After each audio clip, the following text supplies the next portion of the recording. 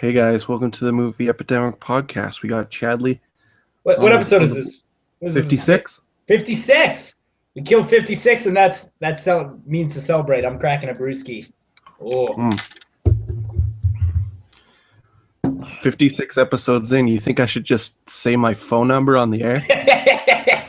Yep. Okay. Yep. Okay, if you're listening to this live, you can literally call us right now. I'll pick it up.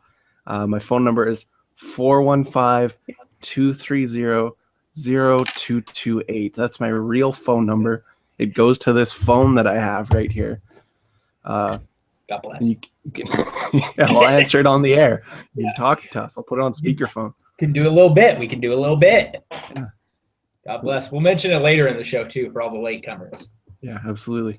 But Absolutely. yeah, this is a live call-in show. How many live call-ins we get? I don't know. Today we're gonna talk about some movie shows, some of those motion pictures, moving pictures. Oh yeah, moving pictures. Mm-hmm. We got 3 on the slate today. We got Dude Bro Party Massacre 3, which is an atrocious title, but we'll get to that in just a few minutes here.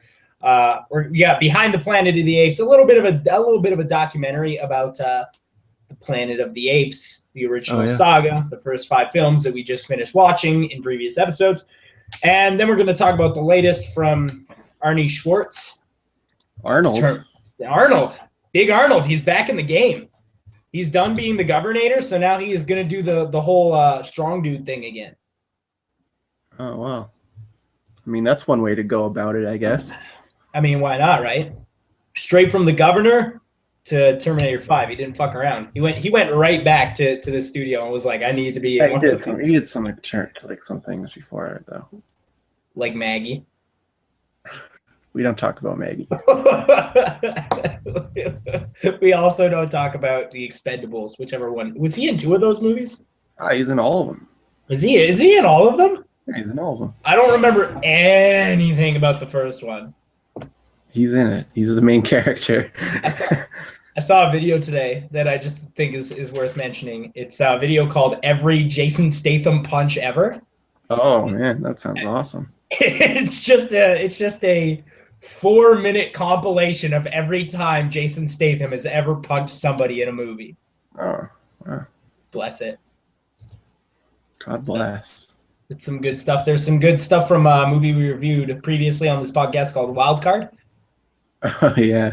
God damn, that movie sucked. I saw somebody rate it 4 stars on letterboxd.com the other day and I immediately unfollowed them. Oh, that would be the way to go, man. That would be the way to go. I often do that. If you don't like the movies I like, then fuck you. I'm not following. I saw somebody, like a big reviewer on there, give Mad Max Fury Road 1 star, and I just laughed my way to an unfollow. Because there's like even if you don't like it, there's no way you can give it a 1 star. It's not possible. It's gorgeous and it's fucking awesome. Like at the lowest, you could give it a 3 star, I think. Yeah, I think if you really didn't like it, you can give it a 3 star. But like fucking Tom Hardy going hundo as always. Charlize Theron is also pretty dang good. And what's the name of the guy? It's like Infuriator Joe or something like that. Like, how do you beat that? Sure, Infuriator Joe. I don't remember what his actual name was. It was like Angry Joe or something like that. I think it was Max. No, not that guy. Son of a bitch.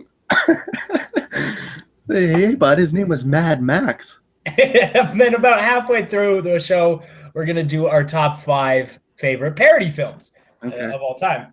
So let's start off with Dude Bro Party Massacre 3. I'm going to try my best to explain this movie because it's a blur. Mm-hmm. But the idea is that it's a parody movie and it's VHS quality throughout the entire movie, which I love, even though it was made in 2015. Literally my favorite aspect of the movie is that it looked like it was filmed on a VHS. God bless. Yeah, it's taped right off TV. Sometimes you get like the VHS thing in the corner. Sometimes I remember doing this as kids too, is they'll show like the first 5 seconds of a commercial and then it'll cut back to the movie. And when I would record movies on a VHS as a kid, I would do that. I would stop it at the commercial. Me too. So yeah, because you want to get rid of the commercials. That was like the PVR before for PVR. Yeah, exactly. So that's one of the things about this movie. The movie is about it's a parody of teen bro culture, like Animal House and movies like that from the 1980s, mixed with like parodying like Friday the 13th. Yeah, slasher movies. Yeah, slasher movies, cabin in the woods type stuff, cabin fever, shit like that. And you know what? It started out really ridiculous and almost incomprehensible. But the more the movie goes on and the more incomprehensible it becomes, the funnier it gets. Yeah, it's like it's hard to explain. I guess it's like a Wet Hot American Summer. Yeah, a little bit. I don't know. I like this a little better than Wet Hot American Summer, though. Honestly, if I'm being totally honest. I liked this movie a lot. Well, you're wrong, but you can think that, I suppose. I watched Wet Hot American Summer recently, a couple of days ago, and it's a pretty good movie, but it gets too incomprehensible. Whereas this, I feel like has like consistent incomprehensiveness throughout the film. You can never tell what's going on because it's so fucking stupid and like the most ridiculous. Like some of the most ridiculous shit comes from the commercial cuts. Like I remember one. And like I enjoyed that this didn't have context. It was just like, don't you want a clean vagina? She goes right back. The commercials were great. The commercials made this fucking movie, dude. But I don't know. I like the style. There was a lot of really great. I wouldn't say there was actually no great performances, but they were all hilariously poorly delivered. That's the point. That's the point. Yeah. It's intentional. You got Greg Sestero from The Room fame. God bless him. And his wavy locks. I liked how often he would take off his shirt and then it would play music. Like the funniest part about this movie is the fact that the bro stereotype is so wildly overplayed. Like everybody would be like, dude, bro, you a teen dude, bro? It's like, I'm a dude, bro. Bro, are you even a dude, bro? Now, like it's even like a dude, bro. Though I think that actually is a line of dialogue. I believe so. And like to become a dude, bro, you have to shotgun cans of beer. Mm-hmm. And they would like my favorite Rat guy culture to the extreme. My favorite guy was the guy who would scream over beer running out. He was like, no beer, no. That's funny because that's like legit in a lot of frat movies that I've seen. They did their research on this one, that's for sure. You got a lot of really good performances, for what it was. Of course, Patton Oswalt kind of stole the show in this movie. The most fucking, the funniest and most. Yeah, he wasn't in it very much, but the funniest and most ridiculous little line of the entire movie is when he brings in that weird-looking cop, and he's like, "The dude bros are actually bags of oranges." And I at that point, I lost my fucking shit. Like I was losing it so hard. Like bags of oranges, what the fuck? And it's just, and then like all of the deaths were really good too. They were so cheesy and bad, and like it was so obvious. Cheap ass, like practical but cheap ass, which I like. It looked like this didn't cost very much to make. Well, we didn't mention this, but it's made by the 5-second film guys from YouTube, which I actually like. I like a lot of their stuff. I didn't actually know that. Well, yeah, you clearly watched the movie and you saw the 5-second film's intro. Oh yeah, you watched the movie. You're right. I did see that. One thing I would say about this movie, and this is like the only real pick that I have against it, is that I would have liked to have more of Brian McKelvey and Nick Kosher. They're probably two of the funniest people in the world right now. They're so fucking funny, and they weren't in it enough. I really liked the part at the end where they came in and the main guy comes over to them and he's like, "Oh no, they got you too," and they're like, "You don't even know our names, dude. Flannel bro and turtleneck bro. You got lucky." Yeah, that was really funny. There's so much. I don't want to give too much away. I don't know who those people are actually. They're of Britannic fame. If you've ever seen Britannic, like things like Sucker Punch, Eagles Are Turning People into Horses, stuff like that, and they're hilarious. I love Brian McKelleney and Nick Kosher. Yeah, it's just, this is a movie that's hard to just explain because it's sort of like a train wreck that you have to see to believe. And it's just, it's an absolute treat the entire way through. At first, I was a little confused, but as soon as I got what they were going for, I was laughing my ass off the entire movie. Yeah. Well, the parody, it's so on point. It's so on point. It's refreshing in a world of fucking disaster movies and shitty parodies for the last 15 years. Yeah, it's something a little bit more accurate. Like, parody movies have just gotten fucking ridiculous. Like, it's just parody movies now. It's just like throwing a Katy Perry reference. That's fucking tough. Parody movies now are like essentially what I do on Twitter is you just say a word and add dick to the end of it, and then that's how you make disaster movie or whatever. What a fucking disaster movie, an epic movie. Disaster movie might be the worst movie I've ever seen.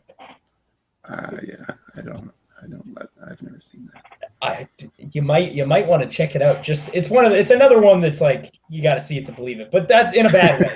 In a bad way. Dude Bro Party Massacre 3 is actually hilarious and super fun. I really like, there's like a side plot where the two cops fall in love with each other because, oh dude, that's the funniest bit of the movie right there is when they're talking about, he's just like talking about how he wants to open a bookmobile. And he's just like, I remember the first time I opened a book and it was like, bang. And that's what I want.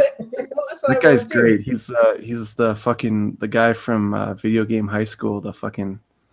Yeah, that is who that is. Yeah, he's great. That guy's great. It's like, bang, hit me right there, and I was sucked into the book. And that's what I want to do. Just bang children. You might want to word that differently. Nope, bang children. Oh, I can just sit here and do these quotes, but like, I'm not doing them any justice. You got to see this fuck. Yeah, it's surprisingly good. I didn't think it was going to be actually good. Oh, no, me neither. I thought it with a title like Dude Bro Party Massacre 3, especially because you were pissed that I picked this. Yeah, I thought this was going to be awful. I might watch this again relatively soon. Dude Bro Party Massacre 3. I give it the official stamp of 100% fuck yes. Wow. Oh, yeah. Right on. That's right. I fucking went there. Hey, why don't you throw out that phone number again to anybody watching? Oh, yeah.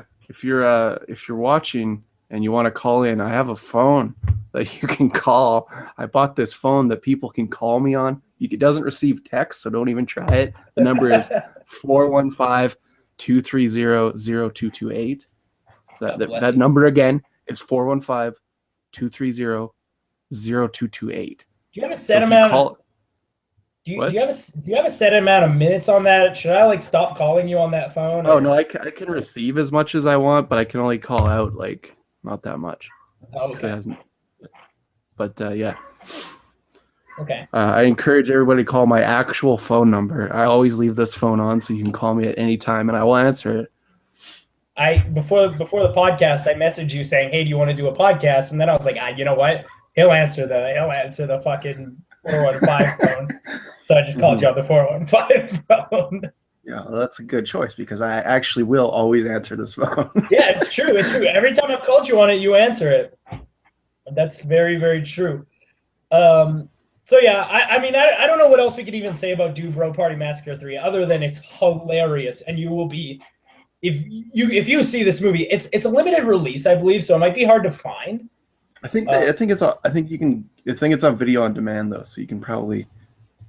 Yeah, check it out on video on demand if it's on there, because you will love it. Like I don't even know who I'm talking to in specific here, but you will fucking love it. I'm telling you right now. I just assume everybody would. If you like movies, you'll like this because it's as silly as they get, honestly. Mm-hmm.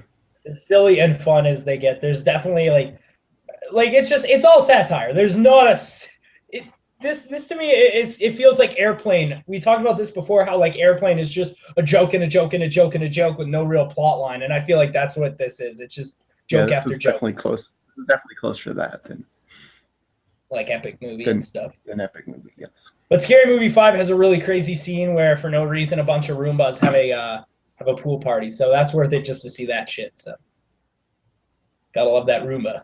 That Roomba pool party. Oh, did you hear that? Did you hear that Roomba got approved to make Roomba lawnmowers? Excuse me? Roomba lawnmowers. That would make my life infinitely easier. But it's like, what if like a kid runs out and it like starts cutting up his foot? Starts cutting up. I think there would be many warning labels, like you only put it out to mow your lawn and then you take it back in. Yeah, it probably has sensors too. But yeah, I like to go to worst case. just cutting a kid's toes right off through his fucking Velcro sandals. Mm-hmm. I like the idea of it though. A nice little Roomba lawnmower. Lawnmower. It would make my life fucking infinitely easier, dude. Oh fuck. You've never cut a blade of grass in your life. I mean, if I had to though, I'd rather I'd rather a Roomba do it instead. I guess, yeah. But I mean, I don't know what life you're referring to that would make it easier because you've never cut a blade of grass in your life. Not in many years, at least. I don't know. I'm just saying. Eventually, I'll probably have a front lawn. If I might eventually get out of the dirt den and into a home. Well, I mean, don't get your hopes up. True. But if that happens, and if the Roomba lawnmower is a thing, you can bet your ass I'm not getting a real lawnmower. Oh yeah, absolutely. Never once in my life. I'm totally on board with that. So I think that's pretty much everything we can say about Dude Bro Party Massacre 3. Like, fucking see it. It's unbelievable. It's wild. Yeah, that's good. So it's a wild ride from the second it starts to the second it ends. So with that in mind, let's do our top 5 parody films. Okay. All right. You want to go first, or? Yeah. I'll go with my number 5. This is a film from Mel Brooks, a man who's very familiar with parody films. This movie's Young Frankenstein. Yeah, Young Frankenstein. Yeah, good old Gene Wilder. Gene Wilder might have the best comedic timing of any actor from that era. Absolutely. In fact, there's not even a might there. He does. He has the best comedic timing. Like the bookcase scene where he gets stuck behind the bookcase. Shit's golden, dude. Yeah. Yep. And then my boy Peter Boyle, may he rest in peace. God bless. Rest in peace. As Frankenstein, rest in peace and peace. That's good shit. In peace. My number 5. I'm sure you probably don't like this movie, but I'm gonna go with Austin Powers. Ooh, I sure as fuck hate this film. I'm gonna go with Austin Powers. You know what? I definitely liked it as a kid, so I mean, I'm not gonna beef that it's on your list. There's some nostalgia factor in there, that's for sure. But not any good movie. Well, it's a parody film. Yeah, no, I'm not suggesting it doesn't match the criteria. I'm just saying personally, I tried to rewatch this last year and I couldn't even make it through the first 20 minutes. But that's just my personal opinion. A lot of people like this movie. I saw somebody give this movie a 4.5 star the other day on Letterboxd. That's a little high. That's a little high, quite honestly. That's definitely too high. There are people who love this movie, honestly, and I used to. I just don't anymore. Well, why you gotta beef? That's fine. I'm not beefing. You're beefing. Just making content here. Just making great content here for the podcast. Call the number 415-230-0228. God damn it! Somebody fucking call. My number 4 is a movie we just talked about. My number 4 is Dude Bro Party Massacre 3. All right, on. What's even better is that there's no 1 or 2. There's not. We didn't mention that, but yeah, there's not. That's part of the bit. God bless. Oh, you know what? I want to do a special shout out to a movie I forgot until just now. I want to do a special shout out to Thanksgiving 3. That's a fucking amazing parody movie as well. Oh yeah, okay. Right up there. Maybe not as good as Dude Bro Party Massacre 3, but it's right up there in the same vein. God bless Thanksgiving 3. Like Dude Bro Party Massacre 3, like it felt like did you ever see Italian Spider-Man? Yeah. Like it was on that level of ridiculous. Like that's what it felt like to me, but instead of making fun of superhero movies, it was making fun of horror movies. And I liked it. Yeah. Loved it. What's your number? No, wait. Yeah, what's your number 4? My number 4, a little movie called Galaxy Quest. Timmy Allen. Yeah, that's a pretty good one. This one just barely missed my list, mostly because I haven't seen it in like better part of a decade. It's good, man. Alan Rickman. Rick Bird's in it. Rick Bird's in it, yeah. It's been a while since I've seen this joint. I gotta check it out again. God bless the Rick Bird. What are you Googling? Oh, I'm just typing and shit, man. You gotta just like Sam Rockwell's also in it, by the way. I forgot to mention that. Sam Rockwell and the Rick Bird. It sounds to me like Hitchhiker's Guide. It's very similar. Same movie? Is it the same one? It's not the same movie. This one's like a parody of Star Trek. This is a Star Trek parody. Ooh, I like that. I like the Star Trek parody. I like Star Trek.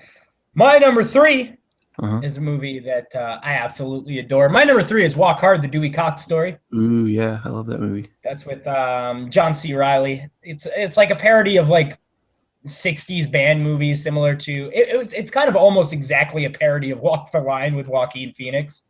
Yeah. It's pretty much just that movie, but with drug jokes in it. So God bless Walk Hard, the Dewey Cox story. It's one from our good friend of the show, Judd Apatow. Big fan. Friend of the show, big fan, loves the show. Judd Apatow. Judd Apatow. I'd be surprised if he doesn't call in to the number that He's got to be watching, right? Judd, give us a ring. He's for sure watching. 100%. We didn't even announce this podcast, but he has it on Google Alerts. As soon as we're about to go live, he's like, "Oh shit!" He knows when we go live. He knows. Oh, true. Judd Apatow, big fan of the show. What's your number 3? My number 3. We already talked about this. Is Young Frankenstein. What a great fucking movie. Mel Brooks, of course. He's the king. Mel Brooks knows like exactly what he's doing with parody. Yeah, I like most of what Mel Brooks has done. So. Yeah. Well, he's successfully parodied so many different genres, which is what I like. Because like those scary movie people, like they can only parody horror movies, and like anytime they try anything else, it's utter garbage. And it's usually utter garbage when they do the horror movies too. But they've gotten lucky a couple of times, once or twice. The scary movie's pretty good. The first one. I mean, the first one, it was original for its time. It was fine, but I get it. It got out of control. Sure, yeah. We're talking about the Wayans a lot this podcast. This should be called the Fuck Wayans episode. Fuck the Wayans episode? Fuck Wayans episode. 100% fuck the Wayans. My number 2. This is a movie with my boy Simon Pegg. This is Hot Fuzz. Hot Fuzz. I debated going back and forth. Great film. I have Shaun of the Dead as my number 2, so that kind of lines up. Yeah, that's kind of what I went back and forth between Shaun of the Dead and Hot Fuzz, and ultimately I landed on Hot Fuzz because I think it's a little bit better. But I'm more partial to Shaun of the Dead, so that's why I got that one on there. They're almost exactly equal in quality, I think. Mm-hmm. Like it's really close. But the third movie in that franchise, The World's End, maybe don't see that. I don't hate it. Hey man, it's not the best though. I mean, I never said that. Just said don't hate it. Made the first 2 look a hell of a lot better. My number 1. In my mind, this is undoubtedly the best parody film of all time. My number 1 is Blazing Saddles, a Mel Brooks film. Oh yeah. Another Gene Wilder classic. So many great parts of this. Of course, there's the "Where the White Women At" bit, which for its time that shit was controversial and hilarious. Where are the white women at? Where are the white women at? Hey, I found a colored man over here. Where are the white women at? Fucking good shit. What's your number 1? My number 1 is Airplane. You know what? Good fucking movie. Leslie Nielsen killing it. Parody of plane films. Plane films like nonstop.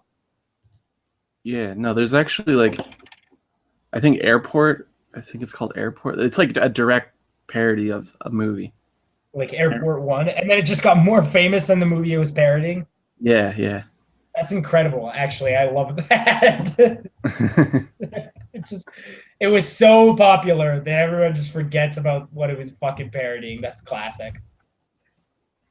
So as per every week, we go through a Planet of the Apes movie, and we've been watching all of these Planet of the Apes movies. Mm-hmm. And we got to the end of the original saga, so we decided to watch the 1998 documentary that was made about the original saga, Behind the Planet of the Apes. Now, I want to know, what do you think of this? Sort of good. Yeah, that's kind of how I would put it too. There's like a part in the movie where it just becomes like the describing of the plots for like 40 minutes. It's like, hey, why do that? I'm watching a documentary about the Planet of the Apes films. It's pretty safe to say I've seen them, you know? Yeah. It's very like PBS heavy. Yeah, like it feels like something that like shouldn't have been ever on DVD. Like this should have been a TV like feature on like 60 minutes or something. Mm-hmm. Like you could have cut this down to 60 minutes and made it an episode of 60 minutes easily. Well, there's definitely about a half an hour worth of content stretched over 2 hours. 2 hours, yeah. What I do like though is near the end of the film they sort of go into how Planet of the Apes influenced Hollywood and how people see franchises and sequels, and how like merchandising and stuff like that. And this, I'd probably say Planet of the Apes is probably the second big blockbuster franchise, of course, with the first being 007. The first one that people were paying attention to, at least. Yeah, well, I mean, Planet of the Apes invented merchandising. Yeah, exactly. That's pretty crazy.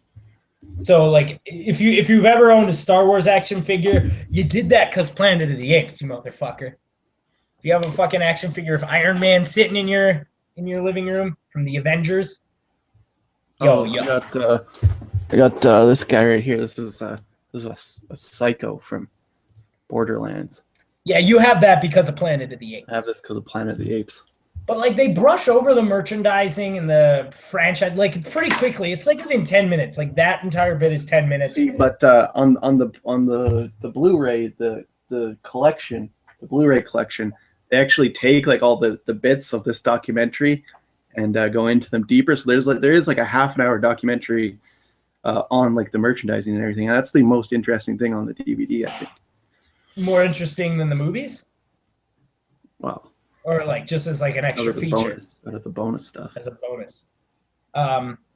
Speaking of bonus DVDs, I just want to bring this to your attention real quick. I read this week and I'm appalled and frustrated.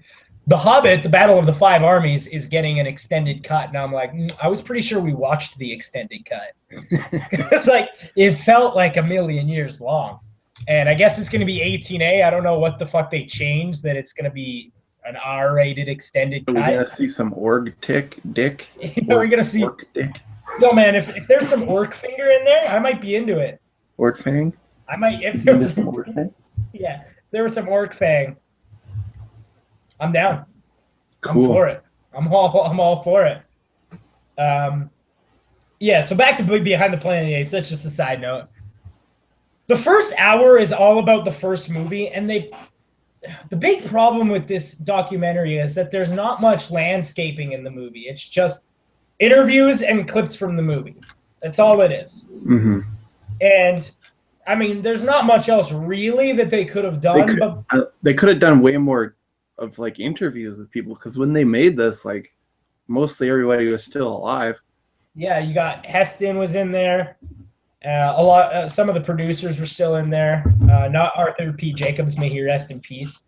Rest in peace. Roddy McD hosted it, which I liked. Yeah, I really enjoyed that. I liked, and he was looking seasoned, but he looked like, nice old. Yeah, he's looking like a nice grandfather. Yeah, like a guy that I might hug if I saw him in person. And just thanked him for not being one of the people who ruined the economy. Yeah, thanks, man. Yeah, thank you for not contributing to this bullshit, you asshole. But Roddy McDowell was really great as the host. He narrated the entire thing, and there's some really interesting info about what Planet of the Apes originally was, because I guess the original script was like nothing like this. It was nothing like what we ended up getting. It went through a few changes. They had a bunch of writers on it. Mm-hmm. And I liked the stuff when they were talking about making the sequel. and they like went to the original guy who wrote the book, and like he wrote up a script, didn't use it for some reason. Yeah, for Planet of the Men. I think that was mostly because Charlton Heston. It's touched upon in this. He didn't really want to do a sequel, so he was like, only if you kill me in the first scene.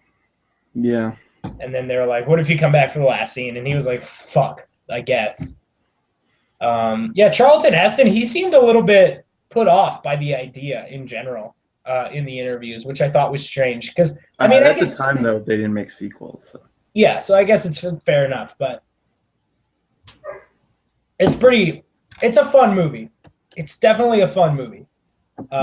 It's a fun watch, but it could have been condensed to an hour and a half. What I do recommend is, I've said this before, buy the Blu-ray Legacy collection or whatever, and then just watch the new documentaries on there. It covers everything, and they're a little tighter. So that's what I do recommend doing. Absolutely, I agree. So yeah, I would say, I don't know, 50% fuck yes. It's not terrible, but it's not good, but like there's some really interesting information in here. The first hour is completely dedicated. If you're a fucking nerd, you'll probably like it. Yeah, if you're a fucking nerd. There was too much footage in this movie though. Like you could have reconstructed the entire first movie with all the footage. Because the middle part, it's like a solid 40 minutes of them just showing clips of the movies, and I'm like, all right. I just watched this, Maybe this would have been better if we'd given ourselves some time between watching the franchise and then seeing the documentary. He does that. Yeah, it's just it wasn't really on point, I don't think. The documentary, whoever directed the documentary probably had never done a documentary before. Who knows? I'd imagine. I don't know. Don't know anything about it, but yeah, it's not bad. It's not bad. Now, feature presentation. Oh, JJ. I got a lot to say about this fucking movie. We're going to talk about Terminator Genisys with Arnold Schwarzenegger. I mean, I knew it was going to be bad, but what the fuck was this? Yeah, that's what I thought, dude. That's exactly what I fucking thought. Like the first 30 minutes, I was kind of like, I mean, all right. It's kind of just like a remake. You got Jason Clarke tapping in. And then the guy from Divergent, whose name I can't remember, being the no one will ever remember his name. He's not going to be famous. Yeah, he won't be famous. He's the guy from Divergent that's not Miles Teller. So Miles Teller's in that movie. Yeah, bruh. He's also a bad guy. No, because they cast Miles Teller in the film. He's in both of them. But yeah, the guy who's not Miles Teller from Divergent, I don't know who he is, but he plays Kyle Reese in the movie.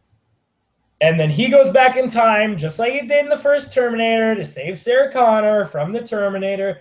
And then probably one of the most badass things I've ever seen in a movie happens. And it sets a tone which I wish they had, is a theme I wish they had continued with.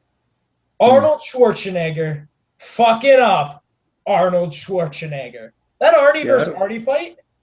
Pretty good.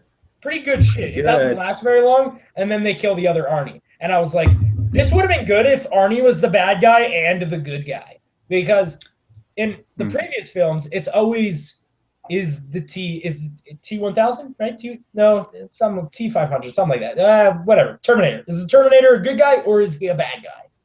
Mm-hmm. And it's always been sort of the theme is whether or not he's the good or the bad guy. If they were able to incorporate him being both and making it a separate timeline like that, where they just stayed in 1986 and had to fight Schwarzenegger with Schwarzenegger, this movie would have been awesome. Yeah, I agree. It's just like the biggest problem for me was it's just like it's a reboot, basically. It's a reboot on an alternate timeline, and then they fuck with the actual events, which really pissed me off. They fucked with what actually occurs.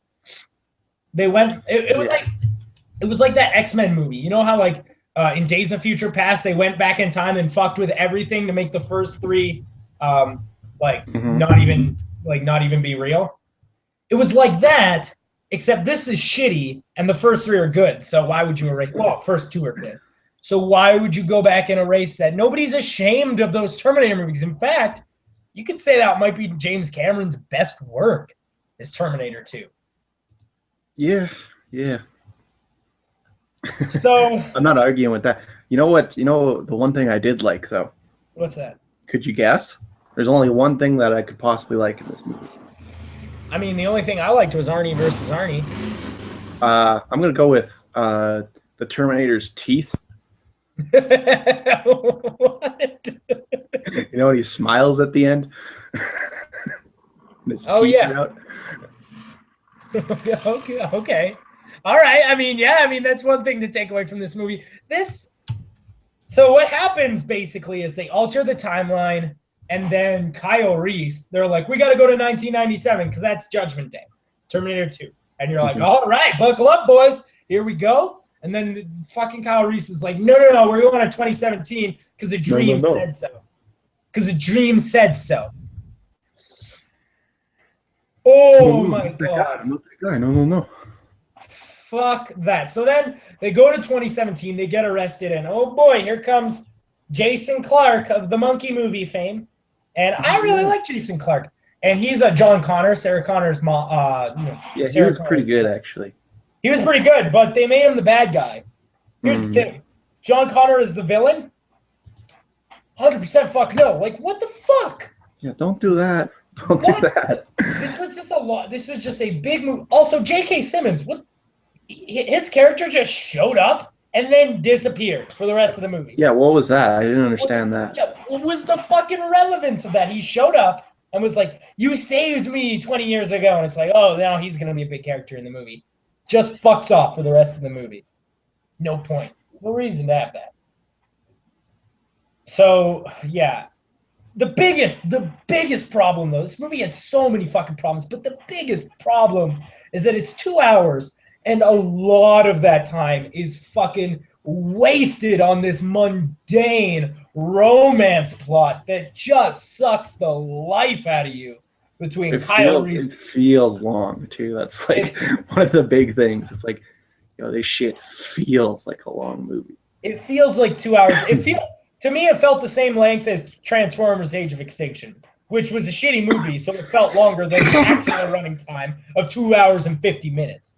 So if it feels like it's running longer than 250, but it's actually 120, you fucked up. I was trying to get into it. I was watching. I was trying to get into it. Not possible. I was into it at first because you got the whole Skynet thing, and I'm like, yeah, Skynet. And then they just abandoned Skynet, and now they're just calling it Genisys. And it's like, okay, but why not just call it Skynet? Fuck. I don't even know what that's my review of this movie. It's just fuck. I don't know. I have no idea what the hell they think they were doing here. But it's it's the fourth highest grossing movie in China of all time. So it made like $400 billion. 400 billion yen or something like that. Now, I will say this would be in my top 5 worst movies of the year. That being said, I have seen Fantastic Four. And I went into it. I watched Fantastic Four. We'll review it later on this podcast when you've seen it. But one thing I will say about this movie is I went in thinking, no way this will be worse than Terminator Genisys. And then as soon as the credits were rolling, I went, fuck, it's worse than Terminator Genisys. You know what's crazy about this year? What's that? Is like we started out and we saw 50 Shades of Grey, and it's like, wow, there's nothing going to beat that as worst movie of the year. And literally every movie is trying to. Is trying to beat it for shittiest movie. It's like, what the fuck is happening? We've got a lot of good shit this year. We got the new Mad Max. We got Ex Machina, Jurassic World, Inside Out. There's a lot of good shit this year, but it's just Jurassic World's not good though. But it's just buried under all this shitty shit. There's so much shitty shit this year, and Terminator Genisys is one of the worst ones. And this movie might not have been so bad if it wasn't Terminator. If this was just a fucking Arnie movie about alternate timelines and shit like that, maybe. It might be like a 20% fuck no. You know, like 50% fuck no, 80% fuck no. But this is 100% fuck no, because they take the Terminator and they don't just shit on it by making a shitty sequel. That's the biggest problem. Is it's not just a shitty sequel. It's taking the original films and trying to render them useless. It's rendering the first films useless, and those are the good ones. What the fuck are you doing? I'm so mad. I mean, this makes Terminator 3 look like a fucking Citizen Kane.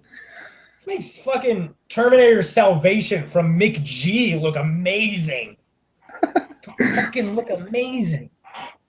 Also, this is a big fuck you, and this is just like a small thing, but hey, don't number your movies up to 3 and then just start calling them stuff. I hate that shit. I've been calling this T5. This was fucking Terminator 5. Call it that. You know what? I was pissed at Fast and Furious for a while, and they're like, they realized their mistake and they've circled back around. Well, yeah, because they made Fast and Furious, which was the 4th movie. It's like, you can't do that. That's absolutely not do that. Like, throw a subtitle on it, okay, but you can't just call it the same thing. You can't do that. That's like, all right, I hope they're done with this, you know, like, they couldn't go deeper, right? I mean, never say never when it comes to this shit. Oh, but the Matt Smith character, why the fuck was Matt Smith a 3-line character in this movie? That was weird. The Matt Smith character was still alive at the end. They showed it. So they're planning on more. Oh yeah. So they must be like, the people in China, man, we got to make the 6th one for the China people, you know? I guess. I don't fucking know. Like, is this like critically like well reviewed in China or something? Like, how did that many people go out to see this movie? I don't know. They made it like $1 or something because otherwise they'd pirate it. Fucking might as well, man. Yeah. This isn't even worth $1. If I saw this for $1, I wouldn't even think, yeah, maybe. Like, I wouldn't even buy it just to like throw it around and destroy it. I don't want that in my home. Oh no? No. I can't believe how fucking, like, Terminator Salvation, sure, it's shitty. And if you're like, oh, it can't be worse than Terminator Salvation, you got another thing coming. Because it's so worse. Yeah, it's worse. It's worse. I can't believe I'm saying that because that's one of the worst movies I've ever seen. No, it's so fucking bad. And here's the thing, is that I think that a lot of people did go to see number 5 because they thought, oh, Arnold's back in the chair, you know? It's going to be better than fucking Sam Worthington. And I rarely say this about Sam Worthington films, but would have been better if they kept him. I mean, I liked Arnold in this, but he was in it for like 10 minutes. Yeah, he wasn't in it much. It was mostly just fucking Kyle Reese trying to bang Jason Clarke's mom. Like, hey, that's what the... Hey, you trying to fuck? You trying to fuck? You got Snapchat? Hey, baby. Hey, baby. Hey, baby. You think if you went back into the 80s and asked girls if they had Snapchat, they might say yes? Maybe. I mean, my Snapchat got hacked by the Taiwanese, by the way. What? The Taiwanese hacked it. What have they been doing with it? I don't fucking know. Probably fucking saving people's snaps and shit. My email address got hacked this week, and I've been and I changed my password and I figured it all out, but I've been getting responses from Craigslist ads that obviously this person who hacked my email address was responding to, and they're like, hey man, you looking for a dresser in Detroit? And it's like, hey, nope. Wow, I don't understand that. They hacked your email so they could get a dresser? They did a bunch of other stuff, but that was one of the things they did. Like, maybe they're like notorious in Detroit. Like, the email address is notorious for being like shitty at Craigslist hookups. You know, they say they're gonna be there with cash in hand. You bring the dresser all the way to the outskirts of town, and they just don't show up. They're like, all right, we gotta hack. That is definitely a possibility. So instead of just making a new email address, they just hacked mine. Unbelievable. But I'd say if there was any movie to avoid this summer, Terminator Genisys might be it. Don't watch it. Don't watch. You might die. I felt like sometimes when I watch a movie afterwards, and you can ask my girlfriend, this is 100% true, I'll just fucking pace around my apartment, just pissed off. I'm just shouting about why it's fucking shitty and how they. It's so ridiculous a visual. I love it. It's such a fucking it's so much worse when it's a fucking beloved franchise. Terminator 2 is one of the best movies of all time. How in God's name is this what's spawning from it? And this isn't just like one shitty movie. This is 3 shitty movies in a row now. Yeah. I mean, I'm not even mad at The Machine, whatever the third one's called. I'm not even mad at that movie anymore. No, because it's now kind of good in my opinion. In comparison, it's definitely in the top 40% or top 60% of Terminator films. And it used to be agreed. It used to be the worst of them all. Back in 2003, it was the worst of them all. And then Christian Bale comes rolling through, makes the biggest piece of garbage of all time, and then fucking this shit. Who fucking directed this movie? I need to know. We got to get his phone number or something. Because this person has to be hurt, like, emotionally. We got to call this person. I'm going to hurt him. I need to know who this is, because I'm so fucking mad about this. And Jason Clarke, like, fucking John Connor becoming a robot. Like, I'm sorry, what kind of cocaine? Cocaine? Cocaine. Okay, it was directed by Alan Taylor. You piece of fucking shit. What have you done? Yeah, let's dive into his catalog. Thor the Dark World he directed. That makes sense. Yeah, he directed 6 episodes of Game of Thrones. Okay, shitty TV show, so I understand. He did some Mad Men. He does a lot of TV, so it's making sense. TV director that happened to get a big budget superhero movie, and now he's trying to ride that out. Boardwalk Empire, Nurse Jackie, Law and Order, The Sopranos, Rome, Sopranos. Sex in the City. Yeah, I guess yeah. TV director. Oz. Yeah. He's a TV director, so why they gave him this, I have no idea. Well, he somehow got the Thor movie, so that's usually, if you get a superhero movie, then that launches you usually. Yeah, it's true. Like James Gunn, like he's probably getting so many offers. I'd imagine. He's been making movies for a long time. I've seen all of them, and like they're all like, no one would ever hire him because of those movies. Well, yeah, he used to work with Lloyd Kaufman on those fucking Toxic Avengers movies. And those were ridiculous. Did he? Yeah. Yeah, it's just like gory fucking 80s shit. Like, it's terrible. Trauma films. I fucking love trauma films. Trauma films, yeah. Fuck trauma films. I'm going to change my Letterboxd profile bio. I'm going to change it to Death to Alan Taylor. Okay. Like Thor the Dark World is, I think he might. If I hashtag Alan Taylor, if I hashtag Alan Taylor, he might see it. Thor the Dark World's all right. Like, that's an all right movie. But I actually like that one quite a bit. I think that's that one's pretty good. That's the one with Malekith, who's my favorite fucking Avengers villain we've seen yet. And I think that movie is really good, but it doesn't make up for this. It doesn't make up for Terminator Genisys. No, this is in my opinion, this has sullied him forever. Forever. He might be fucked. He might be fucked forever now. He'll never direct again. It's a big budget, so he's fine. It made money.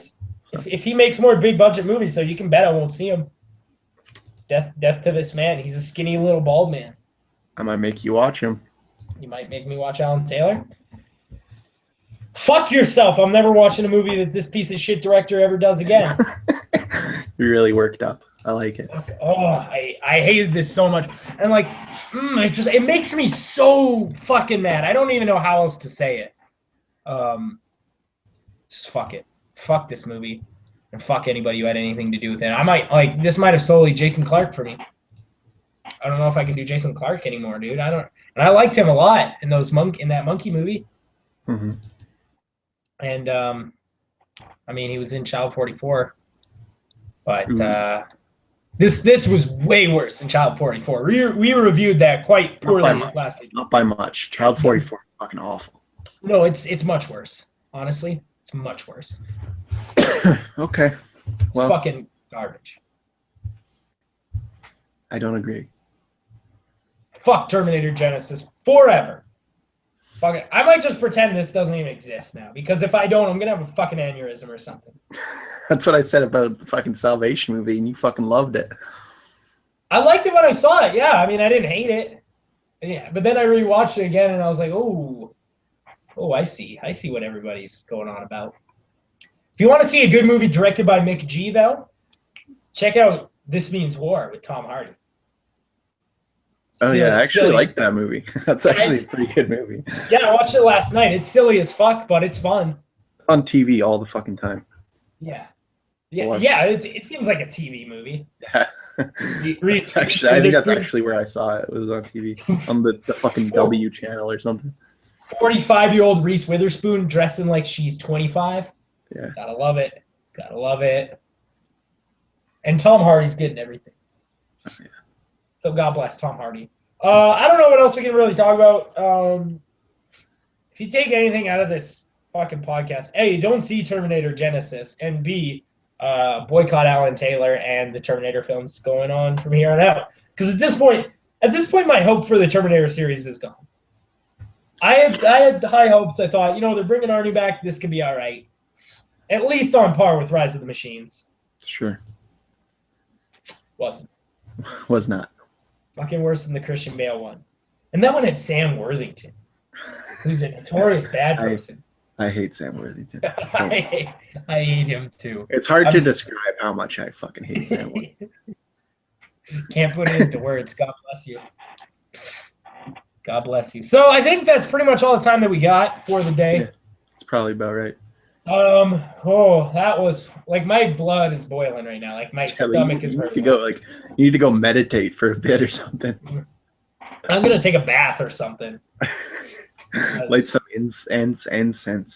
Incense, yes, that's right. I don't even know what to do right now. I'm so go smoke a bowl, dude. You're all revved up. And yeah, dude. I'm really mad. What are we watching next week, Chadley? Next week, we're going to watch The D Train. I literally know nothing about this other than Jack Black. Oh, Jack Black. Yeah, it's a Jack Black movie. Is it funny or is it serious? I think it's a comedy, yeah. Is it like the D, like she wants the D train? No, it's about like a high school reunion, so I imagine these are all the guys that got D grades. Oh, okay. I might watch that tonight. That sounds fucking funny. It looked okay. I don't know. I haven't really seen any reviews for it. So we're also gonna see one from notorious somebody we notoriously love. B.I.G. The notorious BFG, big fucking guy. This is The Rock in San Andreas. Ah, yeah. I love this movie. I've already seen this.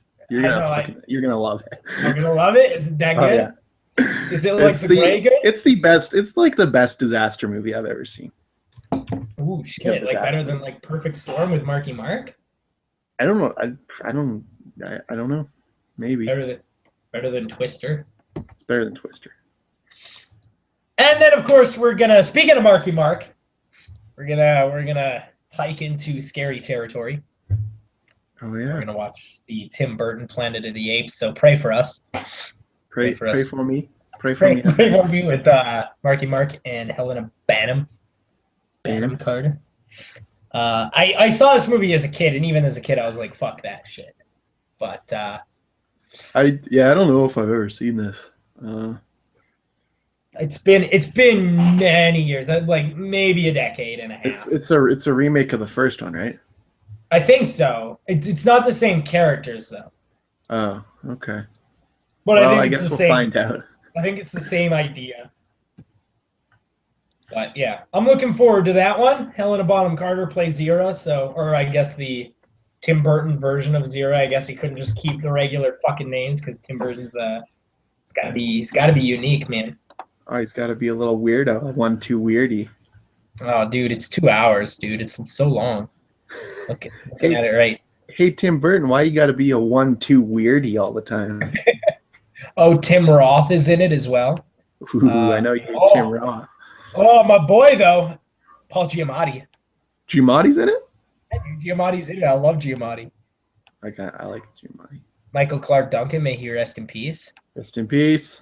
I mean, it's a decent-ass cast, I guess. But the names are weird. Like, Helen Bonham Carter plays Ari, and it's like, Ari Shaffir? I don't remember. Ari Schaefer? Yeah, Ari Shaffir. I love the man. But my mom went to see Ari Shaffir live. I've seen him live, too. He made fun of me and Zach the entire time. That's classic. Yeah. That's classic. But, like, it's just weird to me to think that my mom has seen The Amazing Racist live in concert. Fucking Ari Shaffir. Fucking Ari Shaffir. God bless Ari Shaffir. Fuck Tim Burton. Fuck Alan Taylor. Fuck Will Wheaton. Call my phone. Call his phone. Throw out the number. What's the number? Throw it out. 415-230-0228, is it? Okay. I've got it in my phone. 228. I've got it running in my phone. It's 0228. Yeah, you're right. So Buck LeDuc has got that phone going on, so give that a ring. He answers it 100% of the time. And give it a call. Give me a call. Give it a call. Go over to our SoundCloud / Punch Nerds, and you can listen to the people that have called me so far. I record them. Who's called you? Mostly Chadley and some guy looking for Tyrese. Mostly Chadley. Well, Nick the Lamp God called me, and he pretended to be Chadley. So that was a good one. Oh my God, I gotta fucking check this shit out right now. I'm checking this out immediately after the podcast. So yeah, that's all the stuff. God bless you, Nick the Lamp God. Okay, thanks, guys.